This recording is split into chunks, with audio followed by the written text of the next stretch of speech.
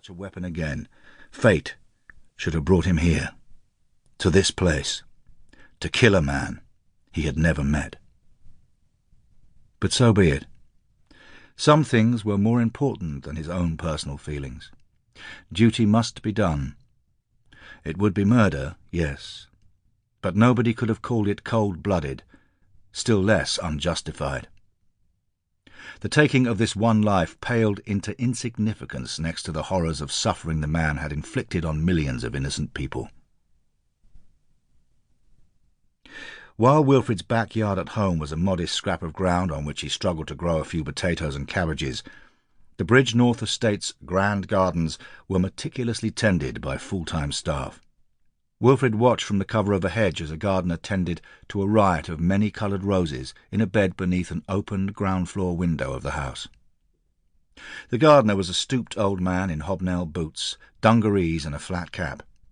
He moved like a tortoise and seemed to take forever to prune a few stems. At last the gardener picked up his bucket and toolbox and moved on. Shaking badly with nerves and barely daring to breathe, Wilfrid remained frozen in his hiding place until the old man had disappeared around the corner of the house. Now was the time. His heart pounding like a Lewis gun, Wilfrid broke away from the hedge and dashed across the lawn to the open window. He waded through the rose bed, trampling the blooms and ignoring the thorns that ripped at his trouser legs.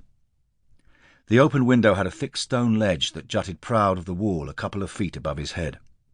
He jumped up with both arms raised high, hooked his fingers over the rough stone, dangled for a moment, and then scrabbled with his feet to heave and clamber his way over the window-sill. He landed with a soft thud inside the house and instantly sprang to his feet, tearing the revolver from his pocket. He'd had no idea what room of the house he would enter.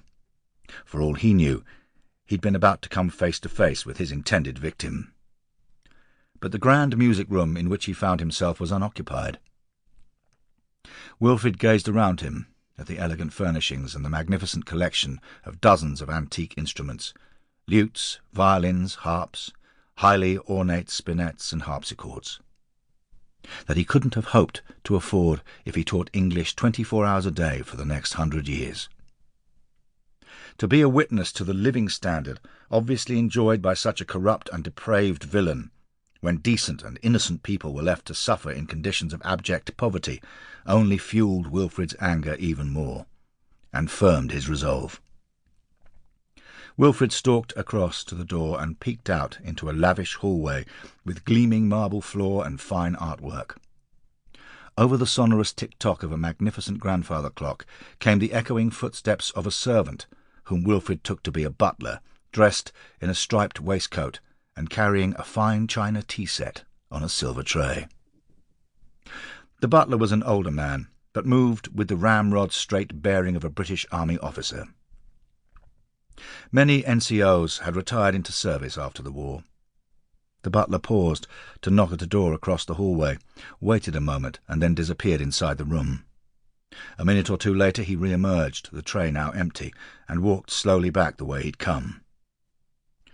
When he was gone, Wilfrid gulped a huge breath, eased the door open, and tiptoed to the room across the hall. He was dizzy with fear, and for a fleeting moment wondered whether he must have lost his sanity to be doing this. But there was certainly no turning back now.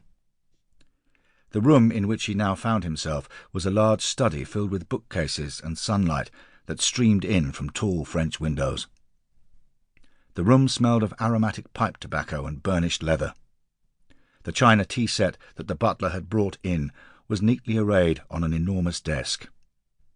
The man Wilfrid had come here to kill was standing with his back to the doorway, reaching up to a bookcase for one of the many leather-bound volumes that crowded the shelves.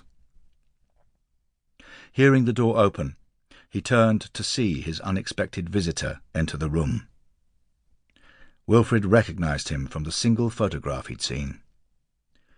The man was in his early 40s, with jet-black hair that he wore unfashionably long. His white shirt was open at the neck to reveal a red silk cravat, and his patent leather shoes gleamed in the sunlight from the window. He had cold, pale eyes that gazed disinterestedly at Wilfrid. Other than a slight pause in his movements,